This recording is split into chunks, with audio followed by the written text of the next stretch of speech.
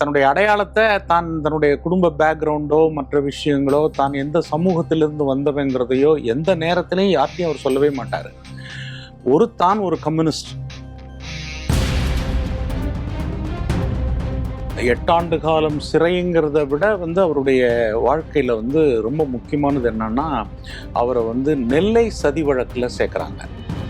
நெல்லை சதி வழக்கு அப்படிங்கிறது மிக மிக மோசமான ஒரு வழக்கு. அந்த ஜமீனில் போகிற போது எல்லாம் தாண்டி வந்துட்டாங்க. அந்த ஜமீன் அரண்மனை வழியாக கடக்கும்போது பெரிய பெரிய குடங்களில் சாணியை கரைச்சி மேலேருந்து ஊற்றுறாங்க இவங்க மேலே. அவங்க அதெல்லாம் துடைக்கிறாங்க. அப்புறம் கல்லை விட்டு எறிகிறாங்க. ஒன்றும் பண்ண முடியல. நல்லக்கண்ணு இதில் ஒரு வித்தியாசமான ஒரு குற்றவாளியாக பார்க்குறாங்க. அந்த 100 பேரில் நல்லக்கண்ணுக்கு தூக்கு தண்டனை கிடைக்கும்னு தான் எல்லாரும் எதிர்பார்க்குறாங்க. பொண்டாட்டி தாலியை அடகு வச்சுட்டாவது காலுக்கு செருப்பு வாங்கி கொடு. அதை விட இது முக்கியம். மனுஷ கௌரவம் ஃபர்ஸ்ட் முக்கியம். உழைச்சி பிறகு தாலி என்னை மீட்டுக்கலாம். பல பேர் கூட ரொம்ப கோபம் இருந்தது. என்ன இப்படி மாமனாரை வெட்டி போட்டு கூட இவர் கவலைப்படாமல் இப்படி உட்காந்து வேதாந்தம் பேசிட்டு இருக்காருன்னெலாம் பல பேர் கோவப்பட்டதெல்லாம் உண்டு. ஆனாலும் கூட அவருடைய புரிதல்,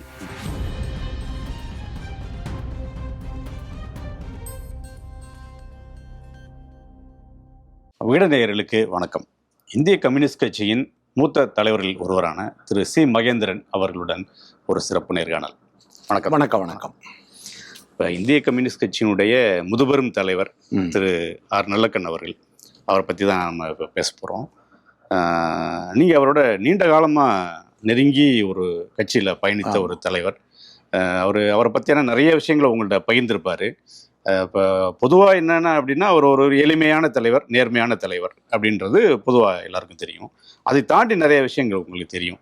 அவர் சுதந்திர போராட்ட வீரர். பள்ளி பருவத்திலேயே சுதந்திர போராட்டத்தில் ஈடுபட்டவர். உங்களுக்கு திரு நல்லக்கண் அவர்கள் அப்படின்னா உங்களுக்கு என்ன சொல்ல வரீங்க? அவரை பொறுத்த வரைக்கும் அவருடைய உறுதி தான் நான் ரொம்ப முக்கியமாக கருதுகிறேன். அந்த நெஞ்சுரம்ங்கிறாங்கல்ல, அதில் எதுக்கும் அவர் சமரசப்பட மாட்டார். பார்க்குறதுக்கு வெளி தோற்றத்துக்கு அவர் ரொம்ப ஒரு அப்பாவி போலவும், ஒரு கிராமத்து விவசாயி போலவும், அதே போல் எதுவும் அறியாத ஒரு நபர் போலவும் தோற்றம் அவருக்கு இருக்கும். ஆனால் அது உள்ளுக்கு நீங்கள் போய் பார்த்தீங்கன்னாக்க அதில் ரொம்ப ரொம்ப ரொம்ப ஆழமான ஒரு உறுதி, விட்டு கொடுக்காத ஒரு மனநிலை, இது எல்லாம் அவருக்குள்ள ஒரு இயல்பாகவே அமைஞ்சிருக்கு. அதனால தான் அவர் தனக்குள்ள ஒரு தத்துவம், கொள்கையை உருவாக்கிக்கிட்டு அந்த தத்துவம் கொள்கைக்கு மீறி வாழக்கூடாது, அதுக்கு எதிரான விஷயங்களோட சமரசம் செய்து கொள்ளக்கூடாது அப்படிங்கிறதுல ரொம்ப உறுதியாக இருப்பார். நான் நினைக்கிறேன் அதனால தான் அவர் நாடாளுமன்றம், சட்டமன்றங்கள் போவதை கூட நிறைய தவிர்த்தார். அவர் நினச்சிருந்தா ராஜ்யசபா மெம்பர் ஆகிருக்கலாம். அவர் நினச்சிருந்தா கட்டாயம் ஒரு பார்லிமெண்ட் மெம்பர் ஆகிருக்கலாம். 2 முறை போட்டியிட்டார். ஒரு முறை 1977ஆம் ஆண்டு நடைபெற்ற ஒரு தேர்தல். அந்த தேர்தலில் அவர் வெற்றி பெற முடியல. நாடாளுமன்ற தேர்தல் இல்லை, சட்டமன்ற தேர்தல். ஸ்ரீவைகுண்டம் சட்டமன்றத்தில் போட்டியிட்டார், சொந்த தொகுதியில். ஆமாம். ரொம்ப குறைவான வாக்குகளில் வெற்றி பெற்றார். அப்போ ஏடிஎம்கே ரொம்ப எழுச்சியான ஒரு காலம் அது. அந்த எழுச்சியான ஒரு காலத்தில் காங்கிரஸ் கட்சி, கம்யூனிஸ்ட் கட்சி இவங்கெல்லாம் சேர்ந்து அலையன்ஸ் நின்னதில் கொஞ்சம் ஓட்டில் தோற்று போனார். 2வது வெற்றி 2வது போட்டிங்கிறது கோவை நாடாளுமன்றம். இது 2லையுமே அவர் விரும்பி நிற்கவே இல்லை. கோவை நாடாளுமன்றம் கிட்டத்தட்ட நானே அப்போ கட்சியினுடைய மாநில துணை செயலாளராக இருந்தேன்.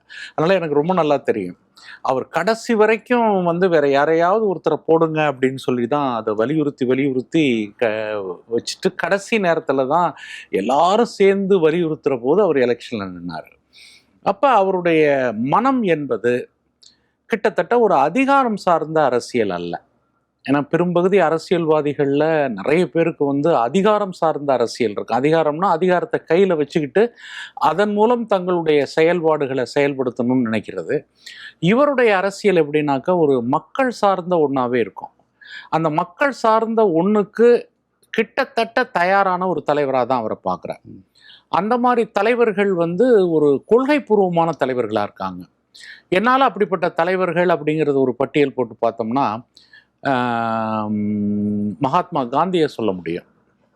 அவர் வந்து அதிகாரத்தோடு, அரசு அதிகாரங்களோடு தன்னை சம்பந்தப்படுத்தி கொள்ளாதவர்.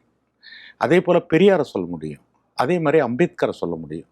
அது மாதிரி மக்கள் அரசியலுக்காக உறுதியோடு தன்னைத்தானே தயாரித்து கொண்ட ஒரு கம்யூனிஸ்ட் தலைவராக தான் அவரை நான் பார்க்குறேன்.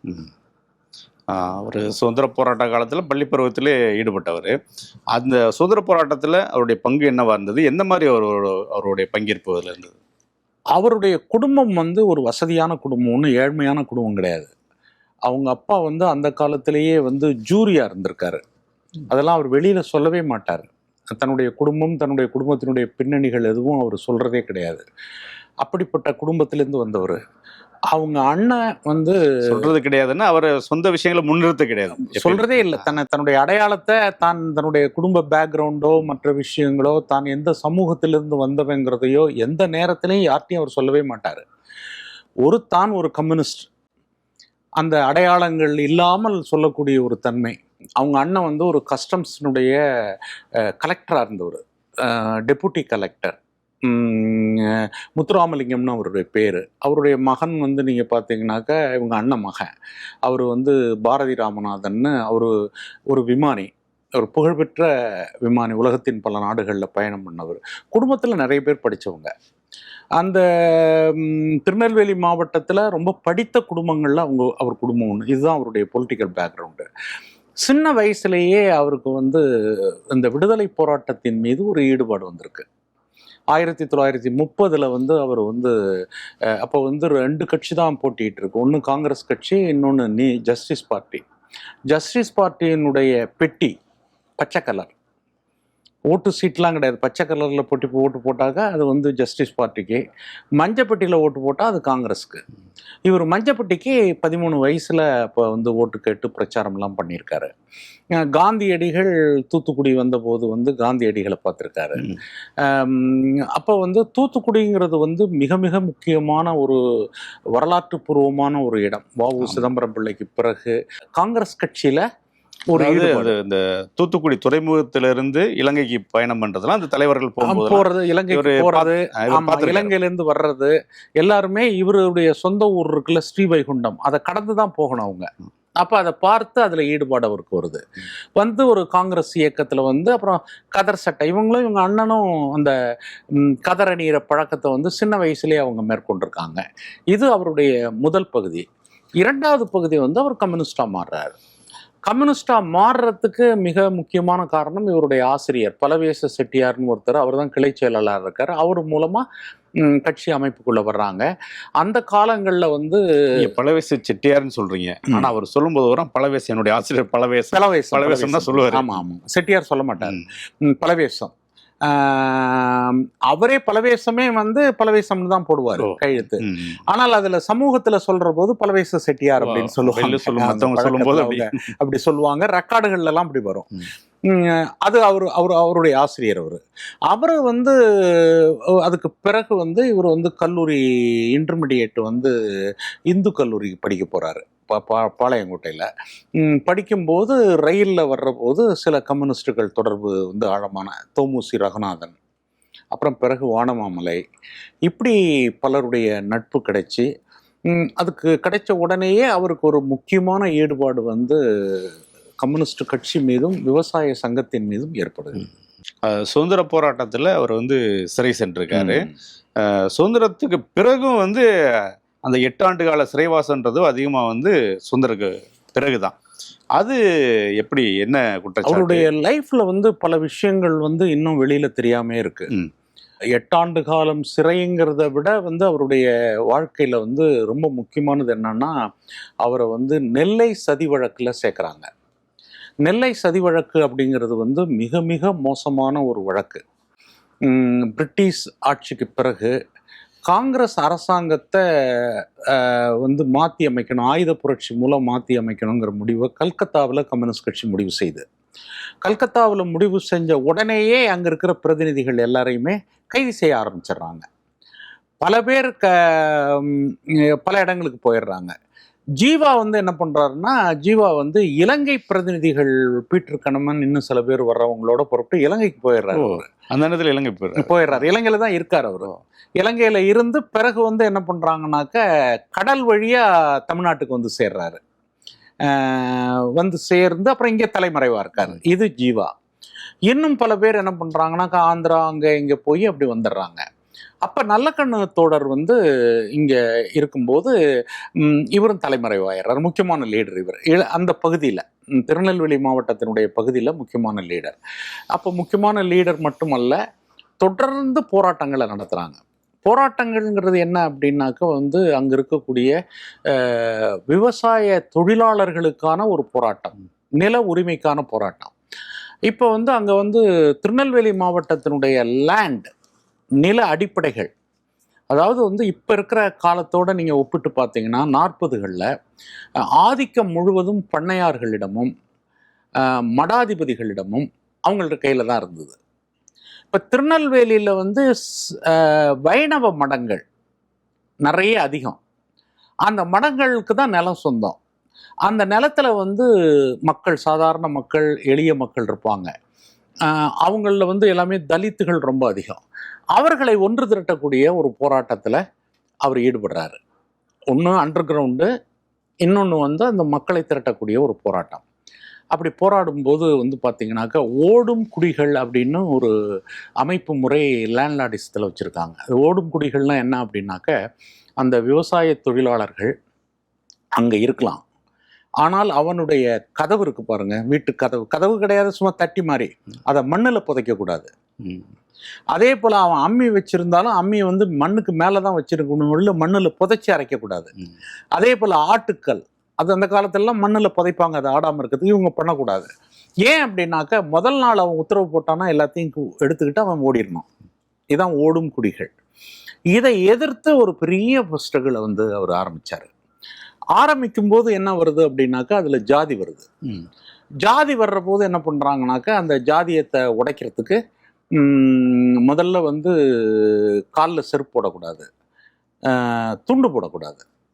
அப்போ பெரும்பகுதி தலித் கிராமங்கள் வந்து, தலித் குடியிருப்புகள் வந்து ஊரின் ஒதுக்குப்புறத்தில் கிழக்கு பகுதியில் தான் பெரும்பகுதி இருக்கும். அவர்களை போய் மற்ற ஜாதியில் இருக்கக்கூடிய கம்யூனிஸ்ட் இளைஞர்களையும் திரட்டிக்கிட்டு அவங்கள வந்து ஊர்வலமாக கூட்டு போக வைக்கிறது.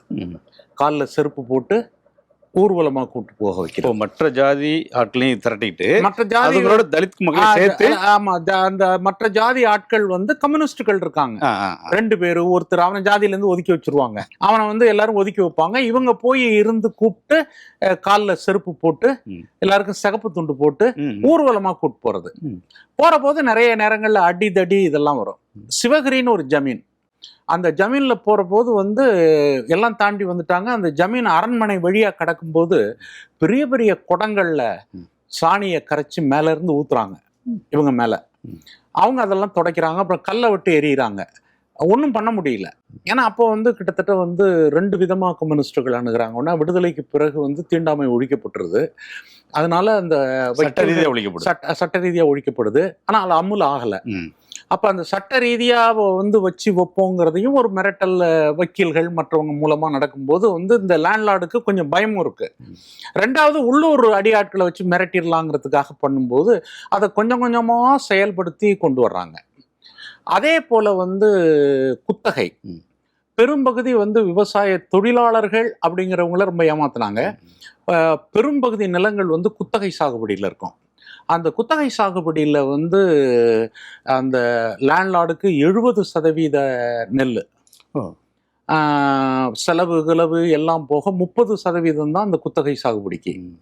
அந்த நெல்லை அளக்கிறதுக்கும் அவன் என்ன பண்ணுவான்னு கேட்டிங்கனாக்க, அந்த பண்ணையாருடைய ஆட்கள், காரியஸ்தர்கள் இருந்து போலி மரக்கால், கொந்து மரக்கால், அது உள்ளுக்கு இதெல்லாம் வச்சு அளவை குறைச்சி இவங்களுக்கு கலந்து போடுவான். அதே போல வந்து அந்த ஊர்ல இருக்கக்கூடிய மக்கள், கைவினைஞர்கள் இருக்காங்கல்ல, முடி திருத்தும் தொழிலாளிகள், துணி வெளுக்கக்கூடிய சலவை தொழிலாளிகள், இவங்களுக்கு அந்த நெல் கொடுக்கணும். அதெல்லாம் இவங்க பங்குலேருந்து எடுத்து கொடுத்துருவான். இப்படி வந்து அந்த மக்களுக்கு வந்து பயங்கரமான எக்ஸ்ப்ளாய்டேஷன். இதை எதிர்த்து போராட்டம் நடத்துறாங்க. போராட்டம் நடத்தி தான் கம்யூனிஸ்டுகள் நடத்தின போராட்டங்கள்ல மிக முக்கியமானது என்னன்னா, நீங்க முன்னாடி சொல்ல வந்தது அந்த ஜமீன் வீட்டு வழியா வந்து வீட்டு வழியா வந்து அந்த சிஸ்டத்தை உடைச்சிடுறாங்க. கொஞ்சம் கொஞ்சம் கொஞ்சம் கொஞ்சமா வருது. அப்புறம் எல்லாருமே அந்த சட்டை துணி துண்டு போடுறது, காலில் செருப்பு போடுறது, தலித் இளைஞர்கள் அப்படி வந்து அந்த சிஸ்டம் வந்து கம்யூனிஸ்ட் கட்சியும் இந்த தலைமறைவு குழுக்களும் இருந்த இடங்கள்ல பிரேக் ஆயிருது. பிரேக் ஆகி அப்புறம் ஒரு கட்டத்துக்கு மேல அதை எல்லாரும் ஏத்துக்கிற மாதிரி வந்துடுறாங்க. இந்த போராட்டம் ஒரு போராட்டம். இதுக்கு முக்கியமா தலைமை தாங்கினதுல திரு நல்லக்கண் அவர்கள், நல்லக்கண்ணும் மற்ற கம்யூனிஸ்ட் தலைவர்களும். அதுல நல்லக்கண்ணுக்கு மிக முக்கியமான பங்கு இருக்குதுல. அதே போல இன்னொரு போராட்டம் வந்து இந்த நில பிரச்சனை. இது எல்லாம் சேர்ந்து வர்ற போது என்ன வருது அப்படின்னாக்க, லேண்ட்லார்டு, போலீஸு இவங்க எல்லாம் சேர்ந்து இவர் மேல என்ன அந்த திருநெல்வேலி மாவட்டத்துல நடக்கிற கொலை நடக்குதுன்னு வச்சுக்கோங்களேன், எங்கேயோ நடந்திருக்கும் கொலை, அதெல்லாம் இவங்க தான் செஞ்சாங்கன்னு சொல்லிட்டு சேர்த்துருவான். ரயில் தண்டவாளத்தை பேத்துட்டாங்க, எங்கேயாவது ஒரு இடத்துல லேசா உடைஞ்சிருக்கும், ரயில் தண்டவாளத்தை பேத்துட்டாங்க. அப்புறம் எலக்ட்ரிக் மரங்கள் எல்லாம் அழிச்சுட்டாங்க, தந்தியெல்லாம் வந்து தகவல் தொடர்பெல்லாம் அவங்க க்ளோஸ் பண்ணிட்டாங்க அப்படின்னு அந்த மாவட்டத்துல என்னென்ன வழக்கு இருக்கோ அத்தனை வழக்குகளையும் இவர் மாதிரி 100 பேர் மேல போட்டாங்க. அதுக்கு பேர் தான் நெல்லை சதி வழக்கு.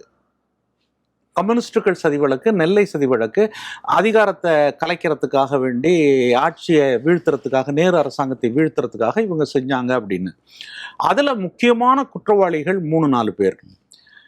பாலதண்டாயுதம், பா மாணிக்கம், நல்ல சிவம், நல்லக்கண்ணு. இதுல நல்லக்கண்ணு வந்து என்ன அப்படின்னாக்க, நல்லக்கண்ணு வந்து இதுல ஒரு வித்தியாசமான ஒரு குற்றவாளியா பாக்குறாங்க. அந்த 100 பேர்ல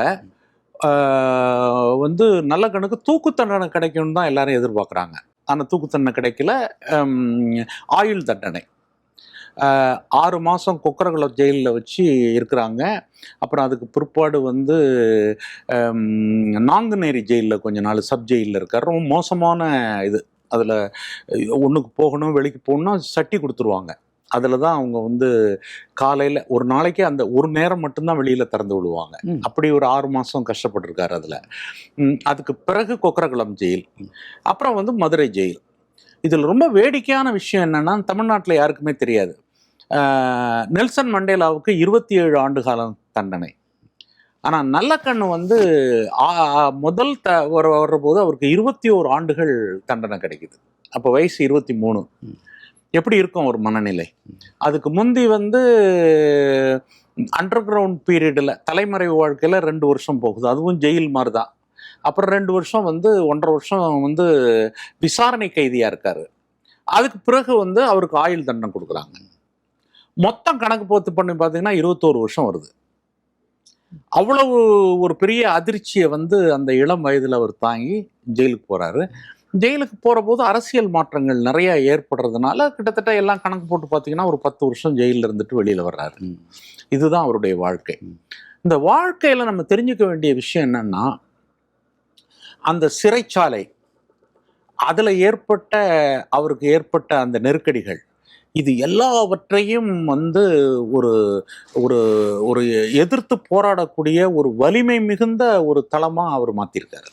அதுதான் அவருடைய சிறப்பு. நான் பார்க்குற விதத்தில் என்னன்னு கேட்டிங்கன்னா, அந்த சிறை வாழ்க்கை என்பது அவருடைய அந்த உறுதியும் வலிமையும் அதிகப்படுத்தி, எதையும் எதிர்கொள்ளக்கூடிய வலிமையையும், எதையும் எதிர்கொண்டு புரிந்து கொள்ளக்கூடிய ஒரு தத்துவார்த்த பார்வையையும். அந்த பார்வை இல்லைன்னாக்க இந்த வைராக்கியம் வராது.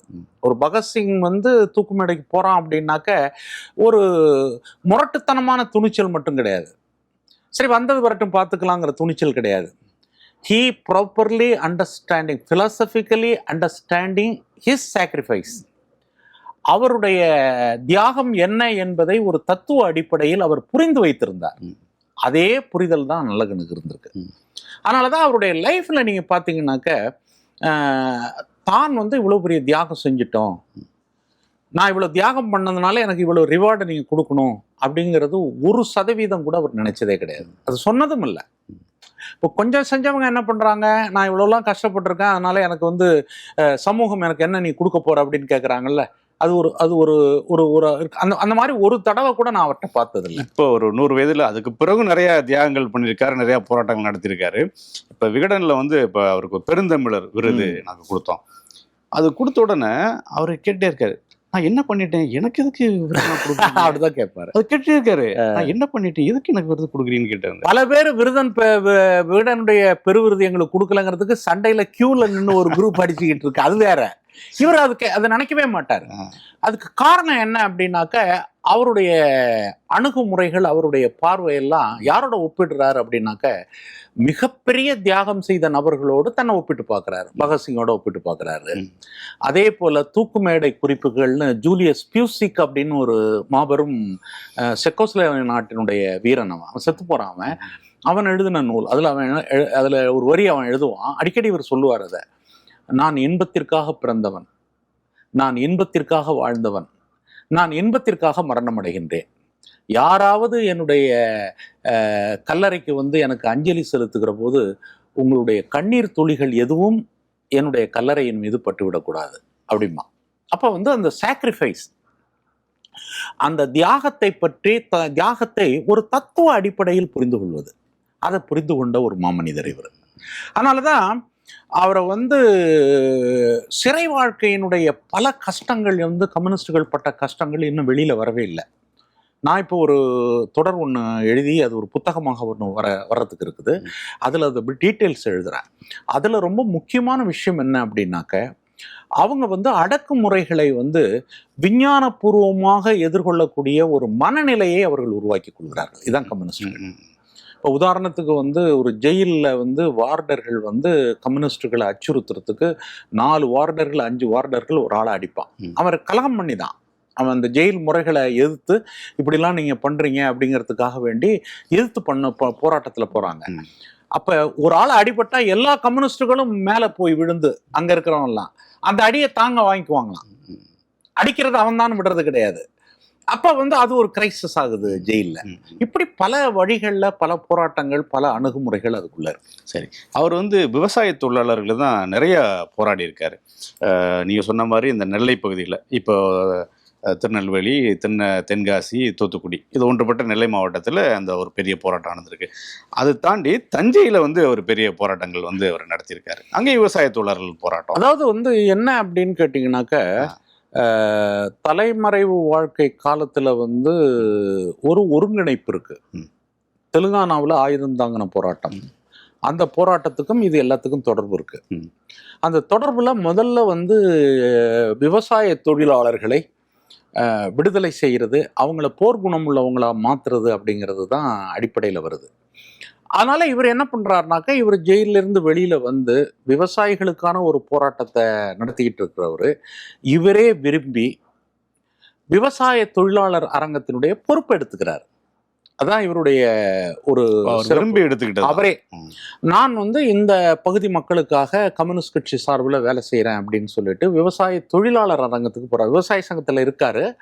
விவசாயிகள் கூட கொஞ்சம் வசதி படைச்சவங்களா இருக்காங்க, அதுக்கு கீழே இருக்கிற விவசாய தொழிலாளிகளுக்கு வர்றேன் அப்படின்ட்டு தஞ்சை மாவட்டம், தமிழ்நாட்டினுடைய பல பகுதிகளில் அவருடைய பயணம் இருக்கு. இவருடைய முன்னோடின்னு சொல்லணும்னா சீனிவாசராவை சொல்லலாம். அவங்க என்ன பண்றாங்கனாக்க, அந்த பகுதிகளில் அப்போ எப்படின்னு கேட்டிங்கனாக்க, பண்ணையார் அப்படின்ற போது அது வந்து அதில் வேலை செய்யக்கூடிய கொத்தடிமைகள் ஒரு திறந்த வெளி சிறைச்சாலையில் வாழ்கிறது மாதிரி தான் வாழணும். அவங்களுக்கு எந்த ரைட்டும் கிடையாது. இன்னும் ரொம்ப வீரியம், ஒரு தலித் பையன் ஒருத்தர் இந்த உயர்ந்த ஜாதியாக இருக்கக்கூடிய பெண்கள்கிட்ட ஏதாவது உறவு வச்சுட்டாங்கனாக்க, அன்னைக்கு ராத்திரி அந்த வீட்டில் வந்து ஒரு எருமை மாடு, பெரிய எருமை மாட்டை சாகடிப்பாங்க. அதோடைய வயிற்றில் இருக்கிறதெல்லாம் எடுத்துட்டு இந்த பையனை அதில் வச்சு திணிச்சு தையல் போட்டு கொண்டு போய் புதைச்சிடுவாங்க. இப்படி நிறைய கொடுமைகள். அப்புறம் சவுக்கடி சாணிப்பால்ங்கிறத நீங்கள் கேள்விப்பட்டிருப்பீங்க. அவங்க பயமுறுத்துறதுக்கு அடியாட்களை வைத்து பண்ணுறது. அப்புறம் ஒரு பண்ணை இருக்குனாக்க, இப்போ தஞ்சாவூர்லேயே 15-20 பண்ணைகள் இருக்குனாக்கா, ஒரு பண்ணையில் வேலை செய்கிறாலும் இன்னொரு பண்ணைக்கு போக முடியாது. பண்ணைக்கு தினக்கூலிலாம் கிடையாது, வருஷத்துக்கு இவ்வளவு அப்படின்னு அவங்க கொடுப்பாங்க. கல்யாணம் நடக்கணும்னாலும் இவங்களை கேட்டுட்டு தான் செய்யணும்.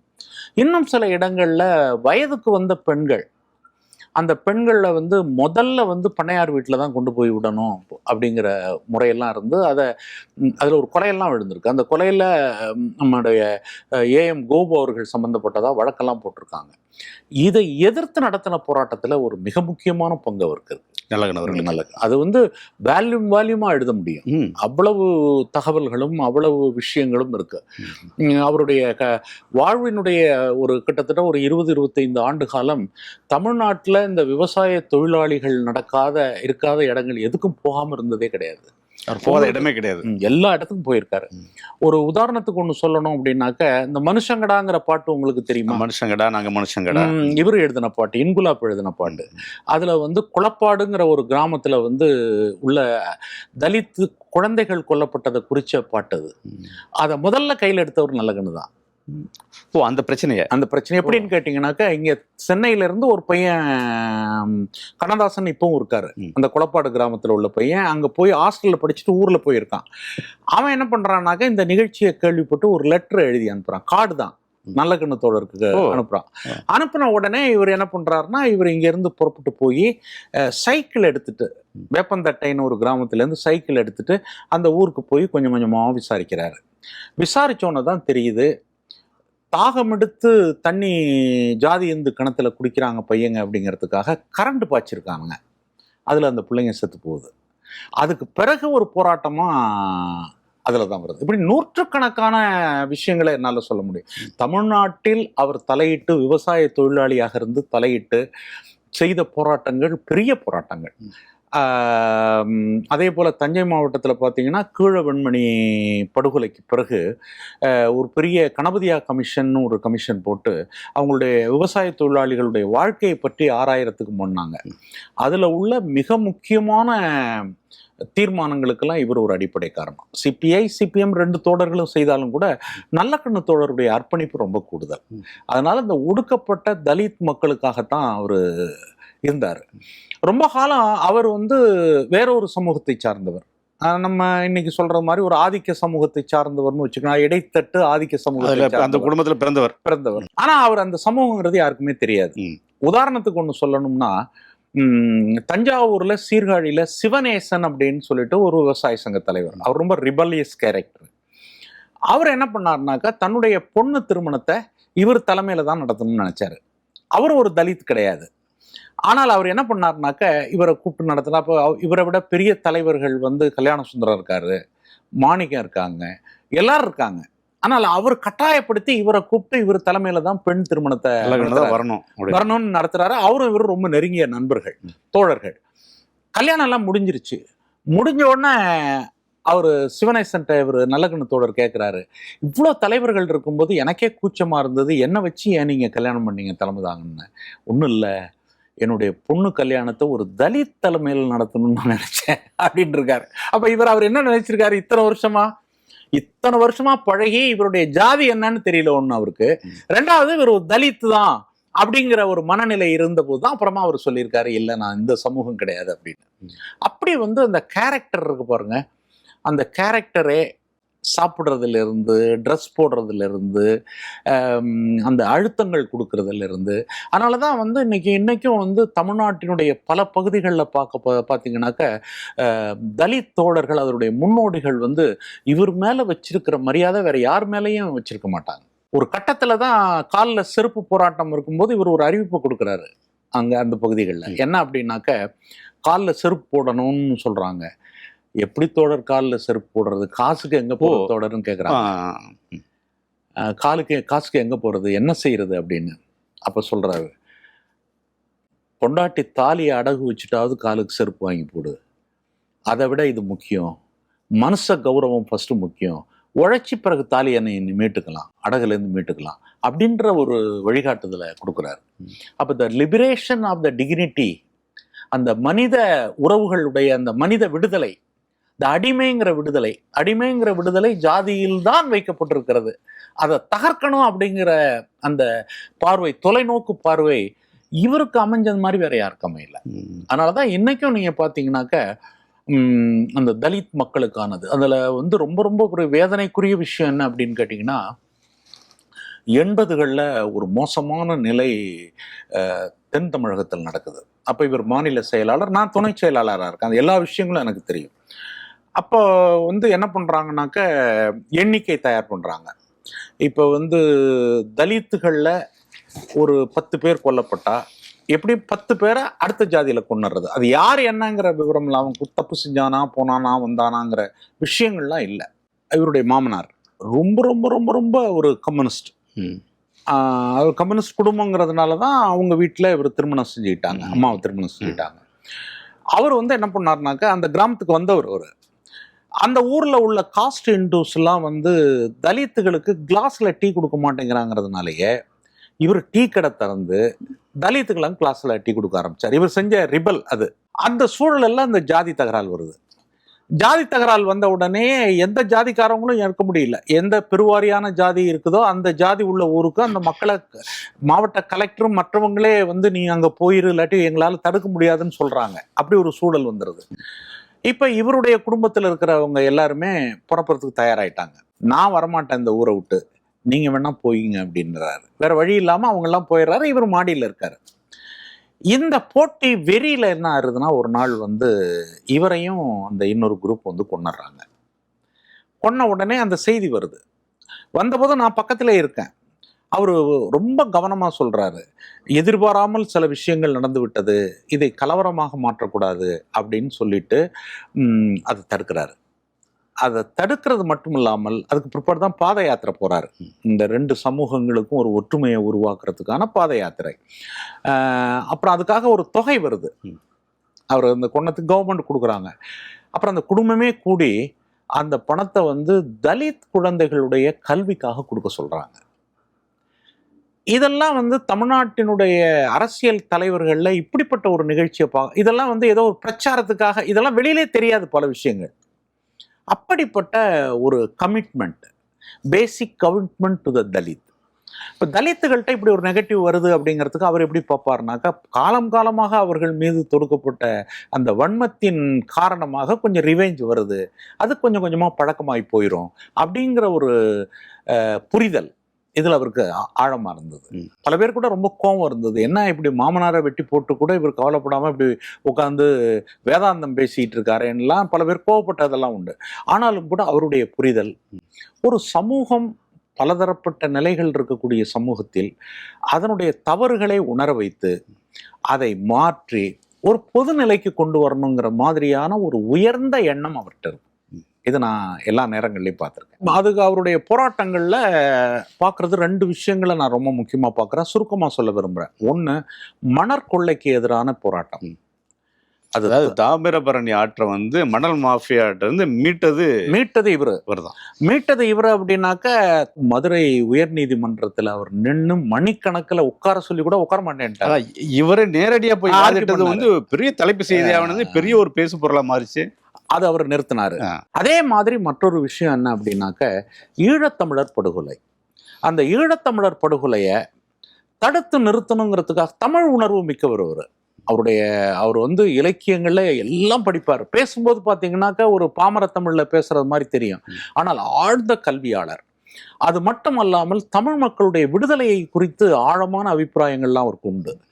அப்போ இந்த ஈழ விடுதலை போராட்டத்தில் நான் வந்து இந்த முள்ளிவாய்க்கால் படுகொலையை நடத்துறதுக்காக தடுக்கிறதுக்கான முறையில் இருந்தது. கட்சியின் அகில இந்திய தலைமை வந்து அப்போ முழுசு ஆதரவு தரல. அப்போ அவர், பாண்டியன், நான் 3 பேரும் சேர்ந்து தான் ஹைதராபாத்தில் ஒரு பெரிய ஸ்ட்ரகிள் நடத்தி யுத்தத்தை நிறுத்த வேண்டும் என்று இந்திய அளவில் கம்யூனிஸ்ட் கட்சியை தீர்மானம் போட வச்சோம். அதுக்கு பிறகு பார்த்தீங்கன்னாக்கா பெரிய போராட்டங்களை எல்லாம் தமிழ்நாட்டில் நடத்தணும். அதில் ஒரு மிக முக்கியமான ஒரு கான்ட்ரிபியூஷன், அவருடைய கான்ட்ரிபியூஷன் உண்டு. அவருடைய கான்ட்ரிபியூஷனில் தமிழுக்கு அவர் வழங்கிய அந்த கான்ட்ரிபியூஷன், மணல் கொள்ளையை எடுத்து நடத்தினது, ஒடுக்கப்பட்ட தலித் மக்களுக்கான ஒரு போராட்டம், அப்புறம் வளர்ச்சி குறித்த பல விஷயங்களில் அவருடைய பங்களிப்பு, தமிழகத்தினுடைய பங்களிப்பு மிக ஆழமாக இருந்ததாக நான் உணர்கிறேன். சரி, ஒரு நீண்ட காலமாக அவருடைய நெருங்கி பழகினதுனால வெளியே தெரியாத நிறைய விஷயங்களை சொன்னீங்க. மிக்க நன்றி. நன்றி, வணக்கம்.